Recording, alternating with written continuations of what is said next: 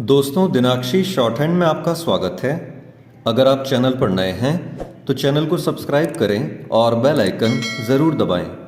आज की संपादकीय डिक्टेशन 776 शब्दों की एक डिक्टेशन रहेगी जो कि 80 शब्द प्रति मिनट की गति से बोली जाएगी। अगर आपको उस डिक्टेशन की स्पीड को 100 शब्द प्रति मिनट करना हो तो आप YouTube पर स्पीड के ऑप्शन में जाकर स्पीड को 1.25 कर सकते हैं। इस डिक्टेशन की डेमो आउटलाइंस आप हमारे टेलीग्राम ग्रुप से प्राप्त कर सकते हैं। और अगर आपको इस संपूर्ण संपादकीय मैटर की सभी एडवांस आउटलाइंस और वाक्यांश की आवश्यकता है तो आप हमारा स्पेशल पेड बैच ज्वाइन कर सकते हैं।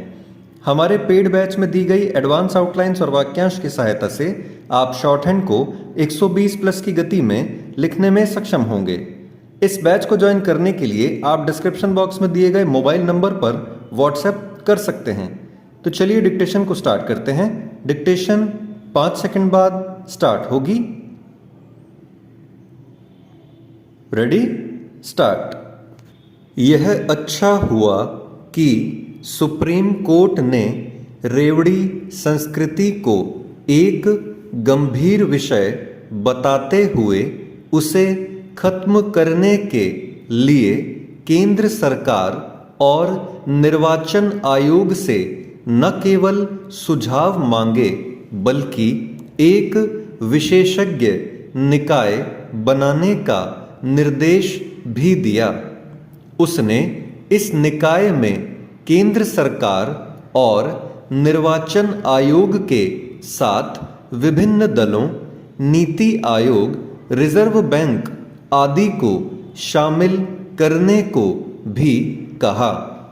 ऐसे किसी निकाय को गठित कर सबसे पहले रेवड़ी संस्कृति को परिभाषित करना होगा, क्योंकि कई दल अपनी लोक लुभावन घोषणाओं को जन कल्याणकारी योजनाओं की संज्ञा देने लगे हैं। इसी कारण निर्वाचन आयोग ऐसे दलों पर लगाम लगाने में समर्थ नहीं जो अपने घोषणा पत्रों में मनमानी लोक लुभावन घोषणाएं करते हैं। रेवड़ी संस्कृति की शुरुआत तमिलनाडु से हुई और फिर वह पूरे देश में फैल गई। आज स्थिति यह है कि करीब करीब प्रत्येक दल चुनाव के मौके पर लोक लुभावन घोषणाएं करने लगा है। ऐसा करते समय राजनीतिक दल इसकी परवाह नहीं करते कि वे अपने लोक लुभावन वायदों को पूरा कैसे करेंगे। वे इसका भी कोई आकलन नहीं करते कि क्या आर्थिक स्थिति उन्हें उनके वायदे पूरा करने की सुविधा प्रदान कर रही है। इसका कोई अर्थ नहीं कि राजनीतिक दल चुनावी लाभ के लिए आमदनी अठन्नी खर्चा रुपया वाली कहावत चरितार्थ करें। राजस्व की अनदेखी कर रेवड़ी संस्कृति को अपनाना कितना घातक हो सकता है, इसका ताज़ा उदाहरण है श्रीलंका। वह इसीलिए तबाह हो गया क्योंकि उसने अपनी दयनीय आर्थिक दशा के बाद भी लोगों को रियायत देने का सिलसिला कायम रखा। यह चिंता की बात है कि श्रीलंका जैसा काम अपने देश की कुछ राज्य सरकारें भी करने में लगी हुई हैं। रेवड़ी संस्कृति केवल अर्थव्यवस्था की समस्याएं ही नहीं बढ़ाती बल्कि वह मुफ्तखोरी को भी बढ़ावा देती हैं। ऐसी किसी योजना को जन कल्याणकारी नहीं कहा जा सकता जो लोगों को मुफ्तखोर बनाए। जन कल्याणकारी योजना तो उसे ही कहा जा सकता है जो लोगों की उत्पादकता बढ़ाए और उनके जीवन की मूलभूत आवश्यकताओं को पूरा करने के साथ ही उनकी आर्थिक क्षमता बढ़ाने में सहायक हो। इससे इनकार नहीं कि देश में एक ऐसा वर्ग है जो आर्थिक रूप से कमजोर है और उसे राहत एवं रियायत देने की आवश्यकता है, लेकिन इसका यह मतलब भी नहीं कि राजनीतिक दल आर्थिक नियमों की अनदेखी कर चुनाव के मौके पर रेवड़ियां बांटने की घोषणा करें, चूंकि कई बार ऐसी घोषणाएं एक तरह से वोट खरीदने की कोशिश और साथ ही भ्रष्ट चुनावी तौर तरीकों का पर्याय दिखती हैं। इसलिए उन पर रोक लगनी ही चाहिए। चेंज। विषम भौगोलिक परिस्थितियों वाले उत्तराखंड में सड़कों का निर्माण समय की आवश्यकता है। पर्यटन प्रदेश में पर्यटक और तीर्थयात्रियों के साथ ही स्थानीय निवासियों को आवागमन की बेहतर सुविधा तभी उपलब्ध होगी जब अच्छी सड़कें होंगी।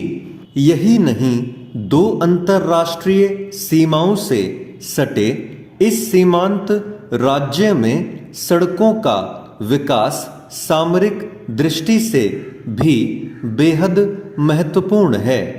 यद्यपि सड़कों का जाल बिछाने में केंद्र और राज्य सरकारें निरंतर प्रयास कर रही हैं, लेकिन यह भी सही है कि वर्षा काल में भूस्खलन से सड़कें बाधित होने के कारण पर्यटकों, तीर्थयात्रियों और स्थानीय निवासियों को हर साल वर्षा काल में दिक्कतों का सामना करना पड़ता है।